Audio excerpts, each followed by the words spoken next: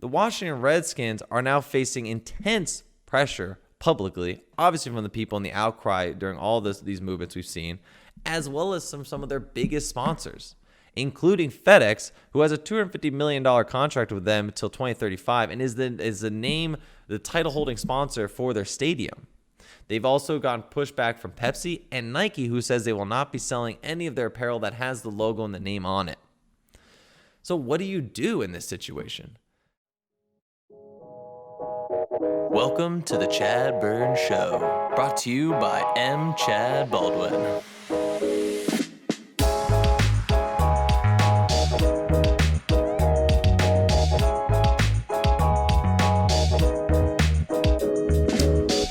Welcome to the ChadBurn Show. I am your host, M. ChadBurn, and we are back for another episode of the ChadBurn Show. We took a little break last week. I was away, obviously, on a much-needed break and vacation that we got to take finally after all this COVID stuff, leave the city and go out to the countryside. So did not have time to record an episode, but I'm glad for all of you to be patient and bearing with us. Really loved it. By a lake, got to sit down with my wife, dog. It was just absolutely perfect. Could not have spent any other way for vacation right now. It was amazing and so much needed. But, it's another week, and we're going to get another episode out to you. So with episode 41 of the ChadBurn Show, we have a good one lined up for you. Excited to talk about a few issues that have been in the news this week. There's been obviously some very, I would say, important kind of initiatives and moves in both the NFL and the NBA brought up with some scrutiny that kind of hits on some of the racial issues we've seen that have really been blowing up in the States and with the protests and then also with China and then with the renaming of some sports leagues. So we're going to hit on two major topics for the show today. But to start up on this episode, obviously, I think it's about time for a little monologue time because I saw a email that was sent by a senator to the NBA that really just irked me, and I had to get this off my chest. So this week in the ChadBurn Show, we're gonna go back to the "Who the fuck is that?" segment. We turn our attention to the U.S. Senator Josh Hawley of Missouri. I might be saying it wrong, but who gives a shit? Who decided that during a pandemic where America is seeing the highest number of recorded cases to date, over 130,000 Americans have died, 11% unemployment in the country, and millions filing for unemployment still without even a shred of uniformity in messaging coming from the White House and a president who is still completely uninterested in being a leader during this, Senator Hawley decided to drum up some cheap political points by trolling the NBA on China. Now, I'm not here to say that the NBA doesn't deserve a little trolling here and there when it comes to China. When Adam Silver and LeBron decided to take profits over a moral stand and basically left the GM of Houston out to dry when he criticized the Chinese government, it was an abhorrent and disgusting act and should never have happened. However, Mr. Joel Osteen Jr., he decided he would take it one step further by criticizing the approved list of phrases and sayings that NBA players could put on the back of their jersey. This stems from a recent move by the NBA for the upcoming shortened season, which was to allow players to vote on an approved list of sayings and phrases that they could put on the back of their jersey rather than having their last name. This list was developed and voted on by the NBA players to cover all the issues that matter to them and what they wanted to have said.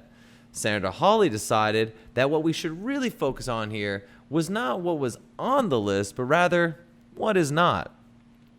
Mr. Hawley here was perturbed to see that nowhere on this list was a saying that stood against China's intervention in Hong Kong or the Uyghur concentration camps, pointing to a possible bias of the NBA to China.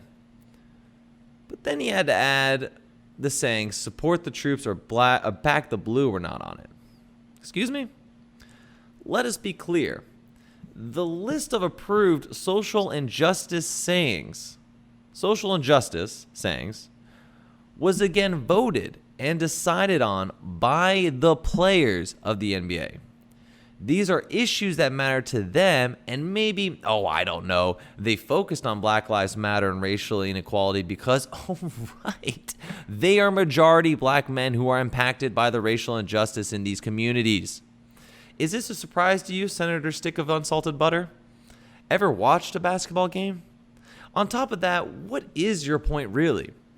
Are you saying this list is un-American, discriminating? Because I believe sayings like justice, peace, equality, freedom, enough, stand up, ally, anti-racist, speak up, and education reform are pretty damn American, and in fact talk about the higher value of justice in our country that we want to see. A justice system that does not allow unarmed black men and women to be killed for driving a car, for taking a sobriety test, for watching TV in their home, for using a fake $20 bill. A justice system that does not allow unarmed black men and women to be killed for going on a run or for simply living their lives. A justice system that when someone is murdered, it has the man or woman responsible prosecuted and held accountable rather than protected by a union in laws that only prosecutes less than 1% of police officers who commit these heinous crimes and murders. Back the Blue might not be on the list because these men in the NBA have faced unfair scrutiny and justice for simply being black by that group of people. Not to mention Senator Hawley. By raising up this issue, you are continuing to perpetuate the false narrative that by supporting Black Lives Matter or peacefully protesting for systematic change in our country, that one is inherently anti-cop. This is not an us versus them. This is a right versus wrong. Black Lives Matter is not anti-cop, but anti-systemic racism exhibited, unfortunately, by a small percentage of the police force. Black Lives Matter is against a system that only has 20 of the 100 largest police precincts banning chokeholds, a system where only 48 of the 100 police departments reviewed require officers to intervene to stop another officer from using excessive force. A country and system that holds 25% of the world's prison population and has designed laws and practices that unfairly targets and imprisons black men and women through well-documented political moves and stratagem, such as Nixon's and Reagan's Southern strategy to court white voters by cracking down and subjugating black communities. So really, Hawley, you are the problem. And don't try to hide behind All Lives Matter, because the basis of that statement is that all lives matter in this country, and that is simply not true. If you believe in all lives matter, then you should feel comfortable supporting Black Lives Matter because you want to see a day where their lives matter enough so all lives in this country actually do matter. I think it is also fair to take a little look at some of the things you stand up for. For example, recently you voted against the $700 billion defense bill because you refused to allow Confederate names on military bases to be removed. A move that has majority support by both Democrats and your fellow Republicans, as well as the frickin' military. An interesting move for someone so heavily criticizing the NBA for being anti-troop. So you're telling me you support the troops while defending a group of traitors to the Union of the United States of America that wanted to dissolve this country and stood against the Constitution? Not to mention, your whole China comparison is so hypocritical. So you support the peaceful protests of the Hong Kong people, but you do not support the peaceful protests in the United States who are also standing up against a militarized police force? A police force more heavily armed than some countries' militaries? Let me share an insightful quote from you, from an inspiring individual. Unrest and violence cannot be resolved by law enforcement efforts alone. The government must take clear steps to address public concerns. In particular, we call on the government to promote accountability by supplementing the Independent Police Compliance Council review with an independent investigation into police-related incidents. Now, I'll give you a second to figure out which patriot said that. Didn't get it, did you? Secretary of State Pompeo. Your Secretary of State Pompeo. In fact, made that in response to the Hong Kong protests in November 2019. Interesting to see what is acceptable and applicable to those in Hong Kong, but not to citizens of the United States of America, a country you purportedly love and support. You want to whine and make noise against China, yet you remain silent in the United States and trying to paint the NBA as a liberal-leaning organization because their list of usable slogans didn't include one for the troops or the police. I am relieved, though, that after all of this and your clear distaste for Americans kowtowing to China, that you will be holding Trump accountable, who has allegedly been flippantly supportive of the Uyghur concentration camps. Wait, are those crickets I hear?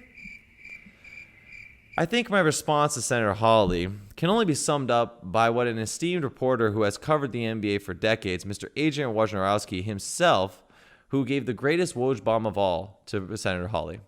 Fuck you. To move on to another topic that I wanted to cover in today's episode, I thought it was worth also discussing another big social issue that's happening, and that would be the Washington Redskins and the move and support to get them to change their name. The Washington Redskins are now facing intense pressure publicly, obviously from the people in the outcry during all these movements we've seen, as well as some of their biggest sponsors, including FedEx, who has a $250 million contract with them until 2035 and is the title holding sponsor for their stadium. They've also gotten pushback from Pepsi and Nike, who says they will not be selling any of their apparel that has the logo and the name on it. So what do you do in this situation? As we've heard from many executives, and I think ESPN did a great report on this, there are many executives who pointed out, like the ones that were on the Washington Bullets when they changed to the Wizards, the Tennessee Oilers when they changed to the Titans, that this is usually a 1 to 2 year process. That in general, one, you strategize and figure out what your name is going to be, your logo, your color scheme, every part that's around it. You trademark it. You get everything legally set up so that it's yours and you're good to go. You get it approved by the league. You make sure that it's going to resonate with your fan base. You do all this type of work. And before you even reveal it, you then do all the behind the scenes stuff of getting all your stadiums, your practice facilities, your merchandise, any little resemblance of the old logo taken down and replaced by the new one. So we now have to look forward to seeing how they're going to do that in a short amount of time. From what we've heard so far from Dan Snyder and the groups in the Washington Redskins and kind of the reporting around it is that there definitely for sure will not be an Indian in the logo at all. A Native American, will not be in the logo at all. That won't happen. They're not going to have obviously any reference to Redskins name at all because that's clearly the offensive part. They are going to keep the burgundy and gold colors, which I think is a smart move because in a short time window where you have in order to change it so quickly, you don't want to have to worry about color scheme on top of everything else that needs to happen. But you're going to have to obviously trademark the new name and logo, and that will have to be revealed. And you're going to have to do this in, 6 months? I know Ron Rivera has come out and said that he'd like to have that done before training camp, which is just not realistic because training camp is obviously, I think, set up now for August. So there's no way this is done by July.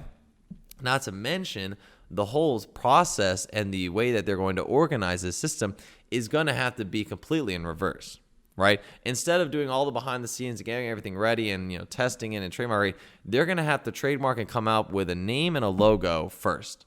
And they're going to have to reveal it to appease both their sponsors and their fans. And that's going to be insane because now when you have the new logo and name, you're still obviously going to have around the stadium examples and remnants of the Redskins logo. I mean, this is a historic franchise that has like kind of basically just seeped into every aspect of the NFL football world, and especially in their stadium and everything. There's so much memorabilia. There's so much stuff they need to change. The logos on the stadium, the different seats, the hallways. I mean, anything is going to have to change, and that's going to be huge. So you're going to have this time period now where you're going to have a new logo and a new image, yet you're going to walk into the Redskins stadium and see clearly many examples of the past name and the past logo. So while I believe that the public outcry is great in getting this to change because Dan Snyder has just been so stubborn around this issue and has continued to say he would refuse to change it. I mean, he also put himself in this situation. Clearly there was going to be a point in time where it was going to be no longer acceptable to have this logo. It was inappropriate since early 2000s. It's been inappropriate forever. It's just been able to be ignored because they had it for so long that you just became to accept that, they're the Redskins. They've been there, da-da-da. I mean, the Cleveland Indians had to get rid of Wahoo, whatever the name of their logo is, which is clearly offensive. We'll see if they'll have to change anything. The Chicago Blackhawks are able to kind of stay behind it because they're saying that they represent an actual individual and a community, and they're not trying to be racist or anything. Like the depiction isn't, in their defense, racist, I guess. I mean, I don't know how the Native American community feels, but that's their argument, but they're definitely not far behind. Who else do you have on that you need to start thinking about whether or not they're going to change? I'm sorry, because those are the two that come to my mind. But the Redskins have clearly been the most offensive of all those names for the longest time because it's a derogatory term that is literally the namesake of that team.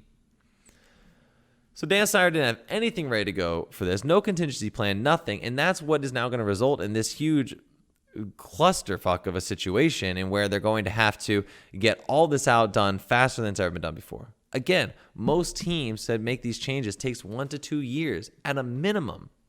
But with the public pressure, they're going to have to do this in 6 months to a year. It's going to have to be done. And I think we also need to, temper our expectations, and for the public to know that as much as your pressure has causes to happen, you're going to have to wait for it to fully play out. Just because it is wrong, it's not like a Confederate statue we can just take down. It's not like a military base with a Confederate name on it that we can just remove and rename it off the bat, and it's not going to change anything.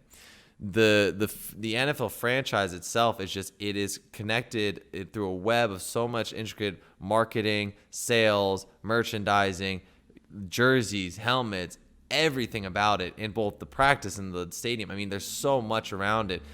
Branding their, everything in their offices. So it's a huge process. And I will ask that the people will have to be patient. I think we're going to see the right move. We're going to see the change that we want to see in this team. And as someone who is a fan of an NFC East team, and the Redskins have been a rival for a long time, it's about damn time. And I'm excited for this change to happen.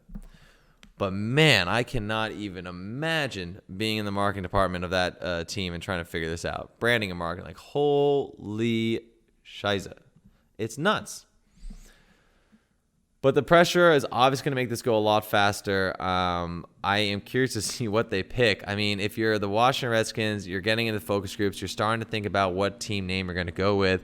So far in Washington, right, we have the Washington Nationals, we have the Capitals, we have the Wizards. So what are you going to name the new football team? I was trying to think if there are any historical past teams that were in Washington that you could use. But I think the first one off the bat, that's a tried and true name. It exists in the NHL, but is not in the NFL, would be the Senators. I think it'd be the Washington Senators pretty easily. The past teams like that, I believe there was a Washington Senators baseball league back in the day. Could be wrong on that. But I think, that's going to be a worthwhile name to do. It's going to have to be, I think, something around government, something patriotic. Clearly, Eagles are taken, so that's not happening. Maybe the Washington Congressmen.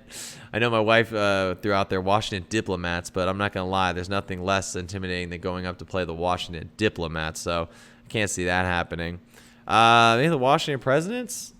Washington, man, it's so interesting. It'd be really cool to see if they also just go completely inverse and try something different, and they try and go with something that's not related to government, not related to the D.C. area. But I think in the theme with all the other teams, it's something you're going to have to do. Oh, man. It's just the thing around it. And then the fact you're going to keep the burgundy and gold is good. So that already has you at the base of the colors. But, man, name, logo, it's just a nightmare to think what they're going to have to do for that. I'm trying to even see if they have any suggestions right now. And I don't think they have any suggestions going for it, but we'll see. I think Washington Senators would be the good one to go with. I know obviously the name is in the NHL, but they're not in the NHL. They don't have to worry about it. No one's gonna care. It's up in Ottawa, so in Canada, another country, very distant. So I wouldn't be too concerned about that. And for football fans, and not necessarily gonna be tracking everything that is related to the NHL. But man, searching through that is gonna be tough. I also think when you go in reverse like that, when would they be able to do a press release? Ron Rivera wants to do it before in August, but if you come up with a name and at least a basic of an image or just the name itself, can you release that early on? Could you do a quick public press release of the name, then follow up with, the logo at a different time, and then you start slowly unveiling as they're playing games for the season, the different work you're doing throughout the week to change the stadium? Well, a lot to be said. Imagine if they had to change the colors too. It's stupid. You wouldn't do it, but imagine you had to do it because then you have to change all of the colors of the seats and everything in the stadium, which would be another whole construction overhaul. Man. But if they get a large enough team, I'm sure they can make those changes relatively quickly and get it going. But it's a big move. And it is interesting to see. Look, we can criticize when protests happen, and rioting is obviously not what we want, but when protests happen, that maybe it's an inconvenience to a lot of people and inconvenience to what's going on. But doesn't it make the most change? If we look at the change in our country, the Redskins have been refusing to change their name for decades now, and there have been petitions, There's been so much to get them to try and change. Yet the second there's actual nationwide protesting that then really puts this into spotlight, finally Dan Snyder is forced to do it with public pressure from his sponsors. I mean, and kudos to FedEx, Pepsi, and Nike, because if they hadn't come forward and made that step, I don't think Dan Snyder listens to people. Because Dan Snyder clearly doesn't give a shit about what people have said in the past. He doesn't care about what their opinions are on this team. To him, it's a historical team. It's his team. He can do what he wants with it. No matter when South Park's attacked them, no matter when comedians have attacked them, no matter when media goes after them, they just don't care. But now, take away that dinero, take away that money, it's a whole nother question. Dan Snyder has been motivated by it. It's a huge, I think it also points out that the corporations and these large sponsors have a huge impact on how we can see racial change and racial injustice, justice be met and fixed in our country, unfortunately, through corporate pressure. I mean, it's just how the country works. It's how the capitalist system we have in America works. But if they use it for good and they're able to get this change they need to get done, I mean, it's huge, and kudos to them. So I really do appreciate them stepping up to get this done, because clearly the Redskins are not going to do it on their own, no matter what the environment, no matter the pressure, the atmosphere in the country is. It just wasn't going to happen. So thank you to FedEx, Nike, and Pepsi for doing the bare fucking minimum to get this done and just threatening to pull out. I mean, really, that's all they had to do is be like, yeah, we're not going to sell your stuff. I mean, they don't. It doesn't affect their bottom line at all. And they could have done this years ago, but they're riding the wave. So as much as, it's not really, is it very genuine? Do they really care about it? No, but they also are not idiots, and they're going to respond to the consumer. Something Dan Snyder didn't do for so long. I would love to hear from the Redskins fans how they feel about this. Does that name mean a lot to you to have it changed? Is it more about the team and just your home, that the name doesn't matter, whether it's Redskins or Senators or whatever, what have you? Because I mean, it'd be tough. I mean, if for Philadelphia Eagles, if they had to change the name, it'd be really tough to kind of go from, something that I had a connection to, a love connection to for sports for so long. I think obviously this is different because there are racial undertones and it's just wrong. It's a derogatory term. So maybe you can separate yourself a little bit from that. But yeah, I mean, it's a big change to your sporting world and to your fandom. So I am curious to see how people are reacting. I hope it's all positive, but I understand that there might be a little bit of a struggle, a little bit of a conflict internally debating this for yourself. So I'd love to hear from those, and maybe we'll reach out to a couple people we know, that are Redskins fans, get their take on it, and see how they're reacting to the news and the steps Dan Snyder is taking. But we won't really know until we get the ground reports and see what they're going to do. I mean, the coming weeks, we should get some more clarity. There should be a little more identity of, some of the names that they're throwing out there, some of the suggestions they have and are ready to go. But big move. Team's been there since the beginning. So Redskins Nation, big things coming your way. And we'll have a new team in the NFC East. That'd be kind of cool. They're still going to suck, so it doesn't matter. My final throwing a shade to NFC East rivals by saying, no matter what your name is, you guys will still suck. And we're still going to beat you every year. So I do look forward to that and continue to keep the Eagles rivalry versus Washington whatever as we beat you guys down twice a year, every year. That's what I get to look forward to. On that note, I think we hit two very big stories that have kind of hit with both what is important, what is current in our society today, what is impactful from sports to both the racial injustices and the movements we've seen across the nation to create change in our country. I think it was worth discussing, giving off a little bit of what I see and kind of the passion that I feel for it. So I felt these were worthwhile topics and another fun episode we had to do for it. I hope you're able to bear through with me through my monologue and through both the discussion with the Redskins.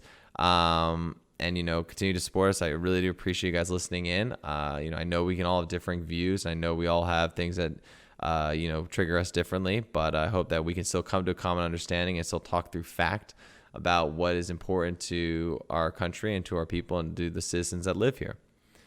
But I want to thank you again for listening to the show. As always, we have a lot of different ways to get in touch with us, but, make sure you subscribe, listen to our next episode, and we look forward to having you on to the next one and seeing your comments and everything else on the show. So thank you so much for listening in. Thank you for continuing to support us. Until next time, have a good evening and good night. Thank you for listening to the ChadBurn Show. Remember to check out all new episodes every Monday at 7 p.m. on Google Podcasts, Apple iTunes, Stitcher, Spotify, and all major platforms where you listen to your podcast. If you'd like to get in touch with me and want to send in your questions or requests for topics to discuss in the show, you can email chadburn.show@gmail.com. All episodes have video recorded, which is then posted to our YouTube channel, The ChadBurn Show. Be sure to subscribe to us where you get your podcasts or on our YouTube channel to stay up to date with all our new content. You can also follow the show on Instagram at ChadBurn Show and on Facebook, The ChadBurn Show, to see clips from previously recorded episodes and information on all upcoming shows.